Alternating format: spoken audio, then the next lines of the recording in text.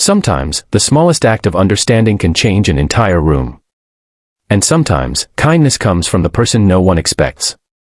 On a crowded night inside one of the most prestigious hotels in the city, a moment unfolded that people would talk about for years, all because one young waitress chose compassion over judgment. Before I tell you what happened, just look at this scene: a billionaire standing in silence, a restaurant full of wealthy guests staring, and a waitress clutching a tray with shaking hands. No one had any idea what was going on until she opened her mouth and shocked everyone. But to understand how it happened, we need to go back to the very beginning. Before we start, make sure you subscribe, like, and comment to support Kindness Action, the channel where real stories remind us that kindness still matters.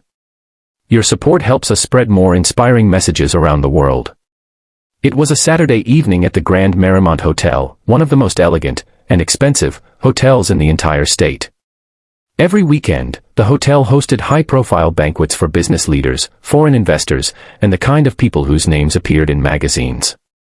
But for Emma, a young waitress working her way through community college, all these powerful people were just part of the job. She never expected to become part of their conversations. The night began like any other.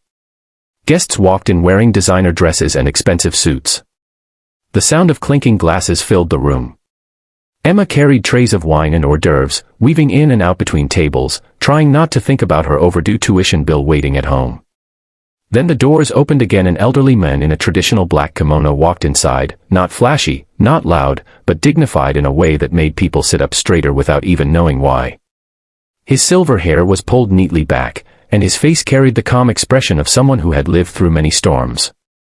This man was Mr. Sato, a Japanese billionaire visiting the U.S. to finalize a major contract involving several American companies. He was known for his discipline, his wisdom, and his deep respect for tradition. But none of the hotel staff knew that. They just knew he looked different, sounded different, and didn't speak English. As soon as he entered, the room tensed a little, subtle but noticeable. A few guests exchanged glances. Some whispered. Mr. Sato gave a polite bow to the nearest table. They only stared back. Emma noticed the tension, but she kept working. She approached Mr. Sato with the same warm smile she offered every guest. He spoke softly to her in Japanese, bowing again, clearly trying to ask for something. But Emma didn't understand at first, and neither did anyone else. The other staff just shrugged, overwhelmed by the busy night. One guest in a suit leaned to his friend and whispered loudly enough for half the room to hear, "Doesn't he realize nobody here speaks that?" Another woman muttered, "Why wouldn't he bring a translator?" Mr. Sato was trying to communicate patiently, but the more he tried, the more awkward the room became. People weren't unkind, they were just uncomfortable. And sometimes discomfort makes people act colder than they mean to. Emma felt her heart twist. She had seen that look before. The look of someone trying their best, but receiving only confusion in return. Then something clicked in her memory. Her grandmother, who lived with her when she was young, the woman who taught her simple Japanese phrases every night before bed. Words that stayed in her mind even after all these years. Emma took a breath. Then she spoke slowly, clearly, gently, "Daijoubu desu ka? Are you okay?" The room fell silent.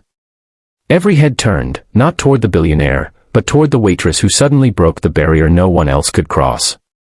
For the first time that night, Mr. Sato's face lit up. His shoulders relaxed. He answered her quickly, relief washing over him. Emma listened carefully, pulling from every memory she had of her grandmother's lessons. She understood enough to respond, mixing simple Japanese with gestures and warm reassurance. The entire atmosphere shifted. What had felt like tension now felt like curiosity, even respect. Mr. Sato asked if the kitchen could prepare a meal he was used to eating before long trips, a simple rice dish with warm broth. Something comforting. Something familiar. Emma translated his request to the chef as best she could.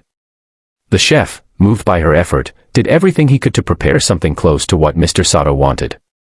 When she returned with the dish, Mr. Sato placed his hands together and bowed deeply to her. A billionaire, bowing to a waitress. The guests who had once stared in confusion now watched in awe. A man at one table whispered misjudged him, and her. As the night went on, Mr. Sato continued speaking with Emma, sharing small stories and expressing gratitude. She stayed patient and kind, not because she had to, but because she believed everyone deserved to feel understood. What Emma didn't know was that Mr. Sato was deeply lonely. Traveling the world for business had taken him far from his family, far from home. He didn't want special treatment. He just wanted someone to see him, not as a billionaire, but as a human being. At the end of the night, Mr. Sato requested a private meeting with the hotel manager. People braced themselves, thinking he would complain. Instead, he praised Emma. He said she carried more grace and respect than most executives he had met in his career. He said her kindness reflected the cultural value of omotenashi, the Japanese spirit of wholehearted hospitality. The manager stood stunned. The next morning, Emma received an envelope. Inside was a handwritten letter from Mr. Sato thanking her for treating him not as a problem, but as a person. And tucked behind the letter was a scholarship. Enough to cover her entire year of school. She cried right there in the break room. But she never bragged about it. Because the true gift wasn't the money. It was the reminder that kindness, real kindness, transcends language, culture, and status. So the next time you see someone struggling to communicate, or standing alone in a room full of strangers, remember this story. Remember that one small moment of understanding can change a life, maybe even yours. Kindness doesn't require perfection. It just requires heart. And when you lead with kindness, you never know whose world you might brighten. Spread kindness. It's the one language everyone understands.